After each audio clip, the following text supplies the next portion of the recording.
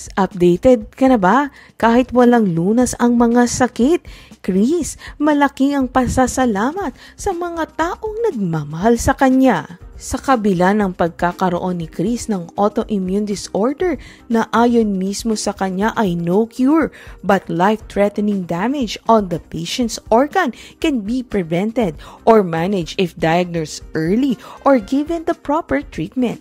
Still, malaki pa rin ang pasasalamat ng tinaguriang Queen of All Media sa mga taong nagmamahal, nagmamalasakit at nagdarasal para sa kanya. Siyempre, kasama na ang pinasalamatan ni Chris ang love niyang si Mark Lebiste, pati na ang anak na nito na si C2, pero marami ring binigyang tribute ang dating actress TV host sa mga nagmamalasakit sa kanya sa Amerika. Isa sa mga pinasalamatan niya ay si Mary Ann Opeña na matagal-tagal na rin niyang kaibigan. Kinausap namin si Tita Mary Ann na touched ito sa gesture yun ni Chris. Talaga namang mabait si Chris. Lahat ng mga bagay na appreciate niya. Pati yung pagluluto at pagdadala ko sa kanya ng mga pagkain. Very thankful siya. Kaya kapag naglagbin siya ng food na gusto niya, niluluto ko talaga at dinadala sa kanya. Nakaka-touch naman yung nagpapasalamat pa sa social media, say ni Tita Mary. Isinama rin ni Chris sa post niya ang tinawag niya na Our Adopted QC Family at binanggit nga niyang pangalan ni Ate Vina na tinutukoy niya sa post na yon ay si Vina Verastige na naging malapit sa kanya na magstay siya sa California para sa kanyang pagpapagamot. Say ni Ate Vina nang tanungin sa post ni Chris, I'm so grateful and happy. Actually, ikinukwento naman ng mga taong kakilala namin sa Amerika at malapit kay Chris na hindi lang siya ang marunong mag-appreciate sa mga bagay na nagagawa nila. Pati raw sina Josh at Bimbi ay nagpapakita ng kanilang appreciation sa mga taong nakakasama nila sa bansang yun. Malambing sina Josh at Bimbi sa mga taong nakakasama nila rito sa Amerika.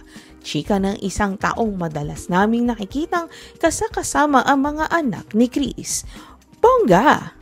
Pilipinas, updated ka na ba? Kahit walang lunas ang mga sakit, Chris, malaki ang pasasalamat sa mga taong nagmamahal sa kanya. Sa kabila ng pagkakaroon ni Chris ng autoimmune disorder na ayon mismo sa kanya ay no cure, but life-threatening damage on the patient's organ can be prevented or managed if diagnosed early or given the proper treatment. Still, malaki pa rin ang pasasalamat ng tinaguriang Queen of All Media sa mga taong nagmamahal, nagmamalasakit at nagdarasal para sa kanya. Siyempre, kasama na ang pinasalamatan ni Chris ang love niyang si Mark Lebiste, pati na ang anak na nito na si C2, pero marami ring binigyang tribute ang dating actress TV host sa mga nagmamalasakit sa kanya sa Amerika. Isa sa mga pinasalamatan niya ay si Mary Ann Opeña na matagal-tagal na rin niyang kaibigan. Kinausap namin si Tita Mary Ann na touched ito sa gesture yun ni Chris. Talaga namang mabait si Chris. Lahat ng mga bagay na appreciate niya. Pati yung pagluluto at pagdadala ko sa kanya ng mga pagkain. Very thankful siya. Kaya kapag naglagbin siya ng food na gusto niya, niluluto ko talaga at dinadala sa kanya. Nakaka-touch naman yung nagpapasalamat pa sa social media, say ni Tita Mary. Isinama rin ni Chris sa post niya ang tinawag niya na Our Adopted QC Family at binanggit nga niyang pangalan ni Ate Vina na tinutukoy niya sa post na yon ay si Vina Verastige na naging malapit sa kanya na magstay siya sa California para sa kanyang pagpapagamot. Say ni Ate Vina nang tanungin sa post ni Chris, I'm so grateful and happy. Actually, ikinukwento naman ng mga taong kakilala namin sa Amerika at malapit kay Chris na hindi lang siya ang marunong mag-appreciate sa mga bagay na nagagawa nila. Pati raw sina Josh at Bimbi ay nagpapakita ng kanilang appreciation sa mga taong nakakasama nila sa bansang yun. Malambing sina Josh at Bimbi sa mga taong nakakasama nila rito sa Amerika. Chika ng isang taong madalas naming nakikitang kasama ang mga anak ni Chris. Bongga! Pilipinas, updated ka na ba? Kahit walang lunas ang mga sakit, Chris, malaki ang pasasalamat sa mga taong nagmamahal sa kanya. Sa kabila ng pagkakaroon ni Chris ng autoimmune disorder na ayon mismo sa kanya ay no cure, but life-threatening damage on the patient's organ can be prevented or managed if diagnosed early or given the proper treatment. Still, malaki pa rin ang pasasalamat ng tinaguriang Queen of All Media sa mga taong nagmamahal, nagmamalasakit at nagdarasal para sa kanya.